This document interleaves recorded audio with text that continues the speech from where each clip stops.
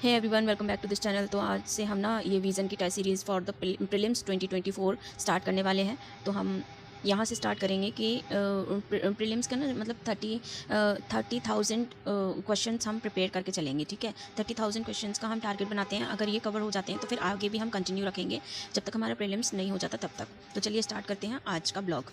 तो सबसे पहले हम टॉपिक लेंगे ये मक्का जो है उसको अनाज की रानी क्यों कहा जाता है। चलिए स्टार्ट करते हैं। पॉइंट्स में हम इनको कवर करेंगे जैसे कि जो टेस्ट सीरीज़ में दिया होता है। तो मक्का विभिन्न जलवायविक परिस्थितियों के तहत व्यापक अनुकूलन क्षमता वाली सबसे बहुमुखी उभरती फसलों में से एक है। विश्व स्तर पर मक्का को अनाज की रानी के रूप में जाना जाता है क्योंकि इसमें अन्य अनाजों की तुलना में उच्चतम आनुवंशिक उपज क्षमता होती है। भोजन, खाद्य, चारा और अधिकांश औद्योगिक उत्पादों हेतु कच्चे माल के रूप में इसे विविध उपयोग के कारण यह अत्यंत महत्वपूर्ण है। मक्का उगाने वाले देशों में भारत का क्षेत्रफल की दृष्टि से चौथा और उत्पादन की दृष्टि से 7वां स्थान है। भारत विश्व के मक्का क्षेत्रफल के लगभग 4% और कुल उत्पादन के लगभग 2% का प्रतिनिधित्व करता है। भारत में 2018 से 19 के दौरान मक्का का क्षेत्रफल 9.2 बिलियन हेक्टेयर तक पहुंच गया है। भारत में मक्का की फसल मुख्यतः 2 फसलों यथा वर्षा ऋतु खरीफ और शरद ऋतु रबी में उगाई जाती है। भारत में खरीफ सीजन में बोया जाने वाला मक्का कुल बोए गए मक्का क्षेत्रफल के लगभग 83% भाग का, जबकि रबी सीजन में बोया जाने वाला मक्का 17% भाग का प्रतिनिधित्व करता है। खरीफ सीजन में मक्का क्षेत्रफल के 70% भाग में किए जाने वाला उत्पादन वर्षा आधारित क्षेत्रों में किया जाता है। साथ ही यह भाग विभिन्न जैविक और अजैविक दबावों से प्रभावित होता है। इसकी खेती के लिए 21 डिग्री सेल्सियस से 27 डिग्री सेल्सियस तापमान और 50 से 100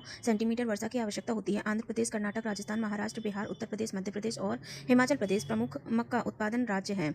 ये राज्य संयुक्त रूप से कुल मक्का उत्पादन के 80% से अधिक का योगदान करते हैं। इन राज्यों के अलावा जम्मू कश्मीर और उत्तर पूर्वी राज्यों में भी मक्का उगाया जाता है। मक्के को बलुई दोमट से लेकर मृत्तिका दोमट तक विभिन्न प्रकार की मृदाओं में सफलतापूर्वक उगाया जा सकता है। हालांकि तटस्थ पीएच मान यानी कि नेचुरल पीएच, उच्च जल धारण क्षमता और बेहतर कार्बनिक पदार्थों से युक्त मृदा को उच्चतम उत्पादकता के लिए सर्वश्रेष्ठ माना जाता है।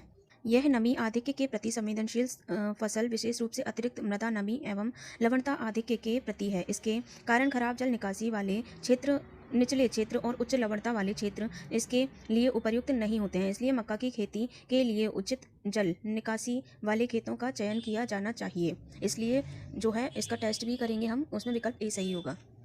तो चलिए चलते हैं सेकंड वाले क्वेश्चन पर, जो है सेल्युलर कृषि पर बेस्ड यानी कि आधारित है। सेल्युलर कृषि के बारे में कुछ पढ़ते हैं कि सेल्युलर कृषि क्या है और कैसे कार्य करता है। तो सेल्युलर कृषि पशुओं के बजाय कोशिका संवर्धन से पशु एवं पादप उत्पादों के उत्पादन का उभरता हुआ क्षेत्र है। यह क्षेत्र जैव प्रौद्योगिकी में हुई प्रगति पर आधारित है और वर्तमान में दूध और अंडे जैसे प्रोटीन युक्त उत्पादों के साथ साथ मांस जैसे ऊतक आधारित खाद्य पदार्थों के खाद्य विज्ञान को सूचित या इसका उत्पादन करता है। सेल्युलर कृषि का उपयोग व्यावसायिक स्तर पर मछलियों के चारे और मछलियों के उत्पादन हेतु किया जा सकता है। इसका सेकंड वाला जो कंटिन्यू करेंगे इसको नेक्स्ट ब्लॉग में। और अगर आपको सारे क्वेश्चंस इस तरह से चाहिए विजन की टेस्ट सीरीज़ के, तो मैं यहाँ पे कवर करूँगी। और उसको ना चैनल को सब्सक्राइब और कमेंट ज़रूर करना अगर अच्छा लगे वीडियो तो। Thank you.